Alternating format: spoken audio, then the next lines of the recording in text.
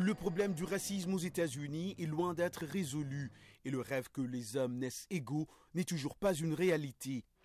Cette discussion portait sur le pardon.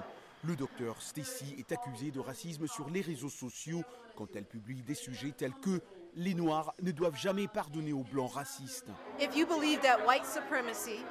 Si vous croyez que les mouvements pour la suprématie blanche, le nationalisme blanc et le racisme des Blancs sont de mauvaises institutions qui doivent être détruites, alors quand je dis que ces systèmes sont impardonnables ou que les personnes noires ne devraient pas pardonner aux racistes blancs, cela ne devrait pas être un problème.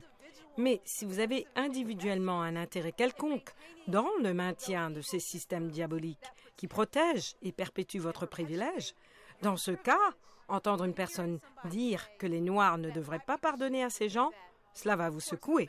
Le révérend Dexter, lui, pense que ce qui nous empêche de pardonner, c'est la colère, les émotions qui nous assaillent à chaque fois que l'on pense à l'offense que l'on a subie. Pardonner présente nombre d'avantages. Le pardon ne doit pas être imposé à quiconque. Le pardon est une décision personnelle et il est nécessaire dans une situation comme celle-ci.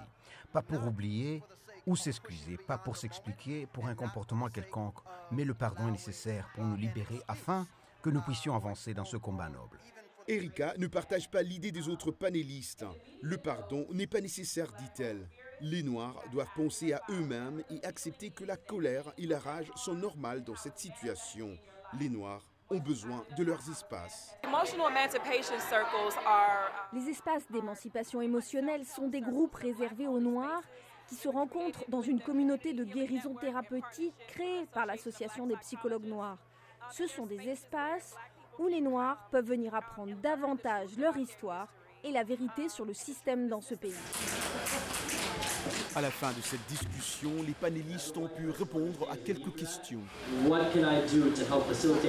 Que puis-je faire en tant que jeune blanc pour appuyer les mouvements antiracistes? Écoute, travaille avec ta communauté blanche d'abord, organise-la, commence par expliquer aux membres de cette communauté l'importance de ce mouvement antiraciste.